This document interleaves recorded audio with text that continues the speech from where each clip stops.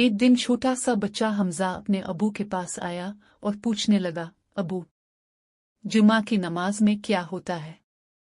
अबू मुस्कुराकर बोले, बेटा, जुमा मुसलमानों के लिए बहुत खास दिन होता है। इस दिन हम मस्जिद जाकर जुमा की नमाज पढ़ते हैं। जुमा के दिन हमजा जल्दी उठा, नहाया, साफ कपड़े पहने और अबू के साथ मस्जिद की तरफ चल पड़ा। मस्जिद के बाहर बहुत से लोग आ रहे थे। सबके चेहरों पर खुशी थी। मस्जिद के अंदर सब लोग खामोशी से बैठ गए। फिर इमाम साहब आए और खुतबा देना शुरू किया।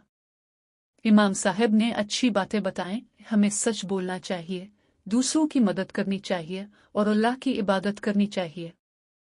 हमजा बहुत गौर से सुन रहा था। खुतबा खत्म होने के बाद सब लोग खड़े हुए और जुमा की नमाज अदा की। सब ने मिलकर अल्लाह से दुआ मांगी। नमाज के बाद हमजा बहुत खुश था। इसने अबू से कहा, अबू, मुझे जुमा की नमाज बहुत अच्छी लगी। मैं हर जुमा मस्जिद आया करूंगा। अबू ने मुस्कुराकर कहा, शाबाश बेटा। जुमा का दिन हमें अल्लाह के करीब करता है और हमें अच्छी बातें सिखाता है। सबक: जुमा की नमाज हमें मस्जिद जाने, अच्छी बातें सुनने और अल्लाह की इबादत करने की याद दिलाती है।